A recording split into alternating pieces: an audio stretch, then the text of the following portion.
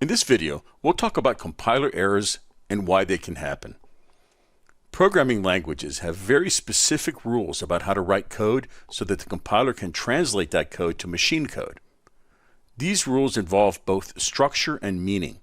For example, C++ says that all variable declarations must end with a semicolon. If we don't add the semicolon at the end, or we put it in the middle instead, then we have a syntax error. The compiler is complaining that the structure is not correct. In the first example, we didn't terminate the string error with a trailing quote character. In the second example, we left out the semicolon at the end of the return 0 statement. Both of these are syntax errors. There's something wrong with the structure of the code. Now, these syntax errors are pretty easy to fix, and the compiler errors usually give us pretty good information about what's going on. Semantic errors are a little different. In this case, the syntax or structure is correct, but the meaning of the code doesn't make sense to the compiler. Suppose we want to add two variables, a and b. If the variables are both integers, then this makes perfect sense. But what happens if one of the variables is a person and the other variable is an integer? Does it make sense to add a person and an integer? Probably not. In this case, the compiler generates an error. When we think of compiler errors, we really think about both of these classes of errors. Remember, compilers are very, very picky. Why? Because their job is to translate your code that you wrote into machine code that functions as you said. If the compiler has any problem understanding the meaning of your code, then it won't guess. It will generate an error. Let's head over to CodeLight and see some of these errors.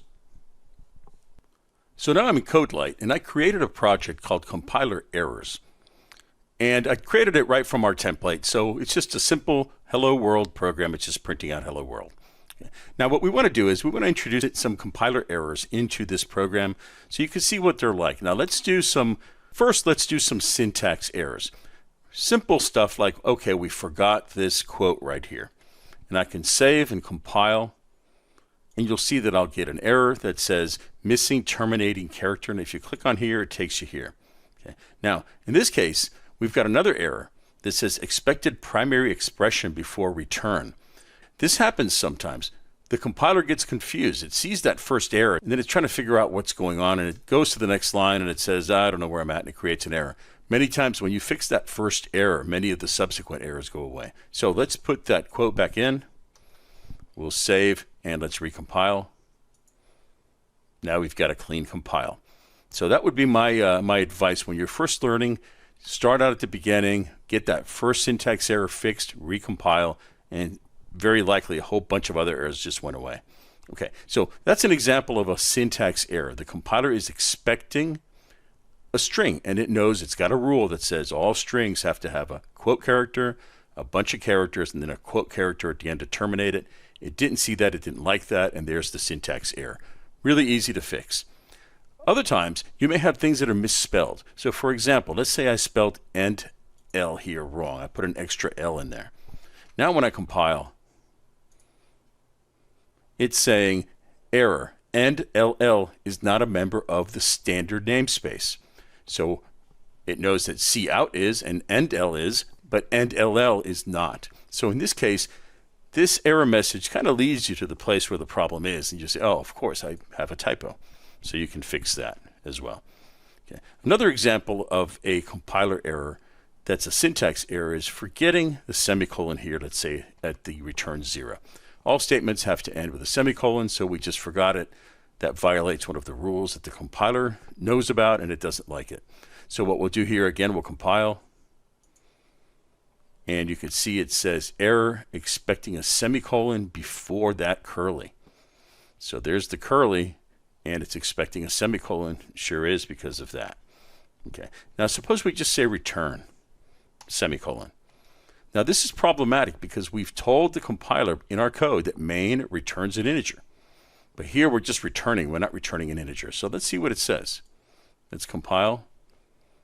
And it says error return statement with no value in function returning integer. Pretty good statement, right? It's telling you I've got a function. You told me it's returning an integer, but you're not returning any value now. So I can return 0. Okay, so let me show you an example of a semantic error. something like this. This is perfectly valid. I can return an integer, I can return a string, I can return a lot of things. The problem is that it doesn't make sense to the compiler because you've told it here that you're returning an integer, but now you're returning a string. So let's run that and see what you get. Here you go. Error, invalid conversion from a character star, which is a string, to an integer. So the compiler is trying to figure out, how do I convert that Joe to an integer? I don't know. I have no idea. I'll just throw the error. Okay, and that's up to you now to fix it. So in this case, again, I'll fix it to return 0. Now let's do another one. Let's get rid of that first curly. This is a real interesting compiler error, and I'll compile it and then we'll talk about it. Let's compile, and you can see that I've got 3 errors from that. What's happening is the compiler is totally lost here. The compiler is seeing int main, and then it's expecting a curly, and it's processing more and more stuff, kind of hoping to see that left curly eventually, and it's not seeing it, so it's seeing other things, and it's throwing errors. It's saying, I don't know what's going on before the STD. I've got an unexpected, unqualified something before a return. I'm lost. Okay, so when you see these kinds of errors, I mean, this is a tiny little program, and I've got 3 compiler errors. Sometimes you'll compile something, you'll get 20, 40 errors, and many times when you fix that first one, most of them will go away. So in this case, all that's missing is that curly. So I'll compile, and we should have a clean compile now. No, we do. Okay. Sometimes you'll add extra curlies at the end, which again is illegal. So I'll compile. And there it is. Right? Error. I'm expecting something before that token. It doesn't know what you're doing. So we'll get rid of that. Okay, so let's do one more semantic error. Let's say that we've got hello world in here.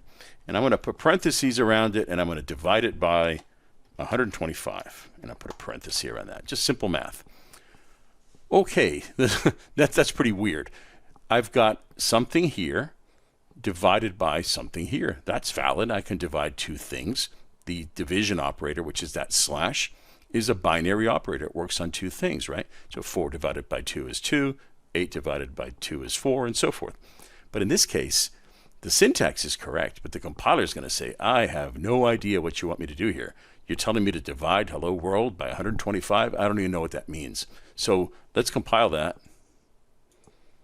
And the error is something like error invalid operands. So the division operator, the slash operator, has got invalid operands. There's 2 operands, right? One is a string, the other one is an integer, and it's saying, I don't know what to do here. Okay. So these are some simple examples of compiler errors. Don't be afraid of the compiler errors. You're going to get them. Don't let them frustrate you. If you have any that you can't figure out, please post to the forums, and I'll be glad to help you out. It's just something that we have to learn to work with because we're going to get compiler errors. We all make mistakes. Sometimes we're prototyping, we're trying new things, and we're getting errors. Sometimes they're just silly mistakes, and they're hard to find sometimes. Sometimes you'll be looking at your own code. I can tell you, this little error here with the end double L, this is a good error message that you got. But if you're looking at this code and you've been coding for a few hours, I don't think you'll see those 2 L's. Most likely, they look like 1 L. So this is the kind of thing that programming is about. One of the important things is getting rid of all these compiler errors. Once we get rid of the compiler errors, then we can test our code and we can look for logic errors and so forth. Okay, so that wraps up this video. In the next video, we'll talk a little bit about compiler warnings. They're a little bit different from errors because they're not true errors, but they're telling you something that you should look out for.